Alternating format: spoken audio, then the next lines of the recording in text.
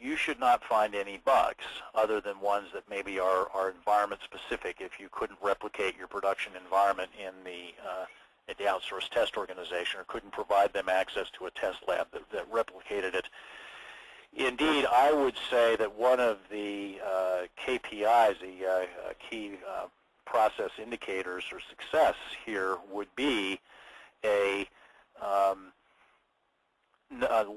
very, very low percentage of defects detected in acceptance test, ideally 0%.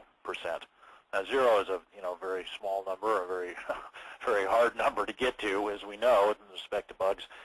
But that should be the target. And any time a bug escapes into an acceptance test in a situation like this, that should be a cause of some analysis, root cause analysis, saying how did this happen? Not who's responsible for this happening, who do we beat up, but how did this happen, and how do we change the process to try to prevent that in the future? So I just noticed that what I'm getting at there is that not only do you need to have this life cycle model defined and the work clearly carved up in a well-defined, well-understood way, as you see in this picture, but you also need to have KPIs defined that are going to allow you to measure how successfully the process is executing. And at some point, there need to be mechanisms for instituting process improvements, and in the most extreme cases, even clawbacks from vendors if they're not delivering as promised. The vendors, in this case the outsourced test organization and the outsourced development organization, should be involved in defining what these KPIs are and what the targets for success are.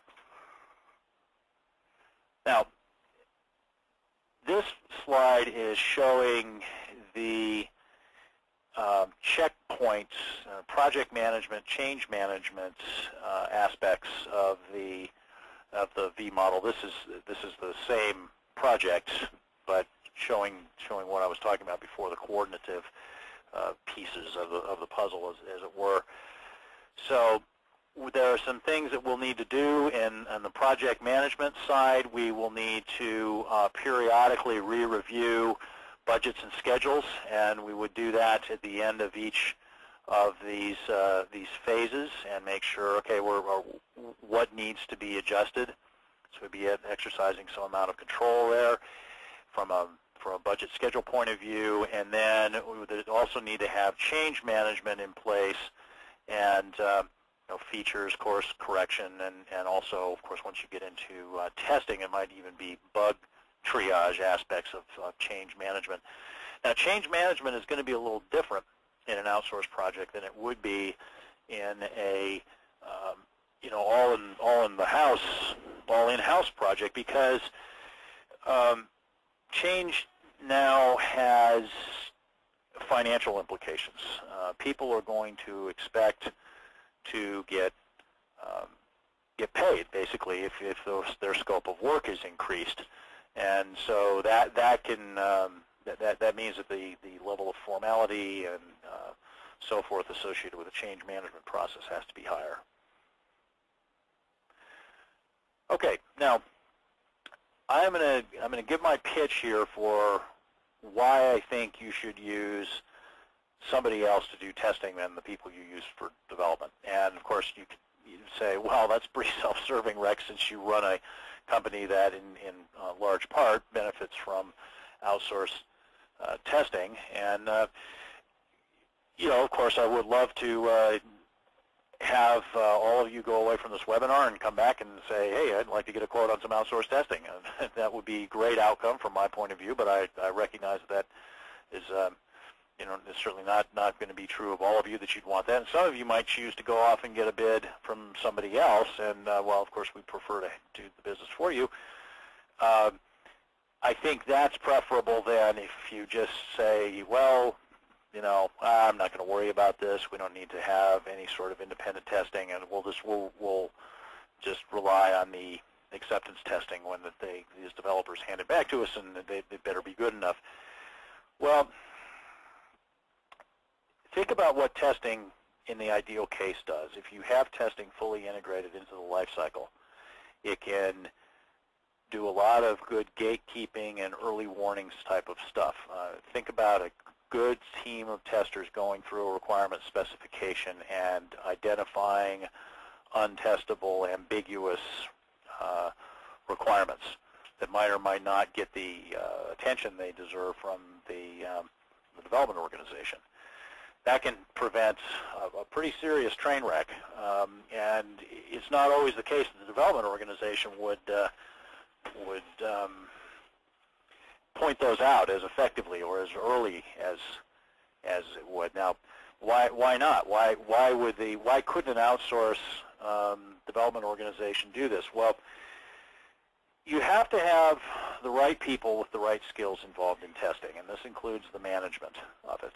And is there really a career path to foster those kind of skills and expertise within the outsourced development organization?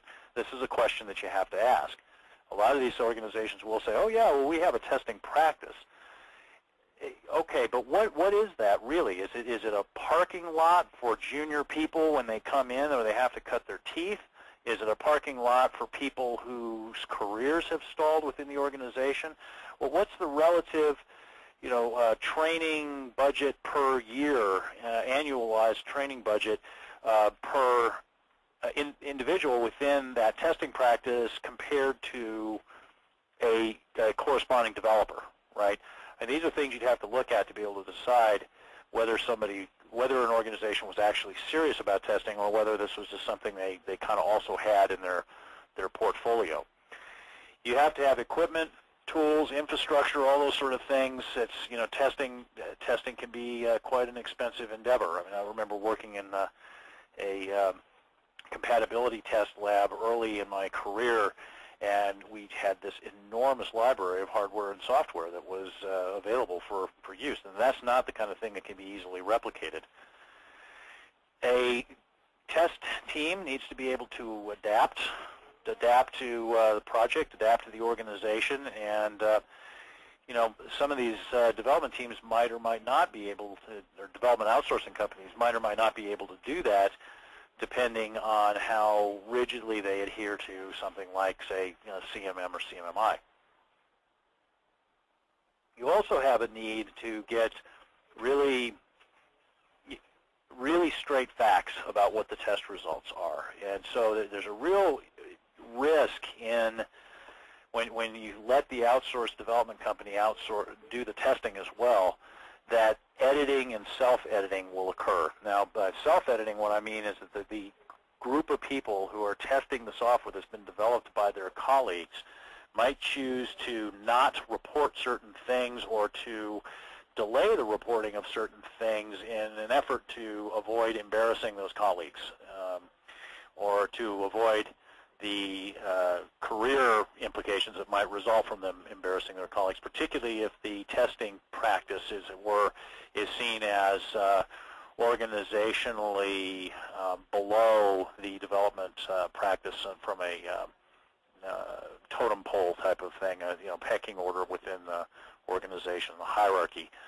And the editing part means that unless you deal with the self-editing and you've got direct access to the test managers, there's a real good possibility that even to the extent that the test manager feels empowered to tell the straight truth, they might be having to pass that information through somebody who's called an engagement manager or something like that, who then very well might choose to water down is a strong word, but to act on things in a way that was more consistent with the interests of the outsourced development company than with the interests of the client.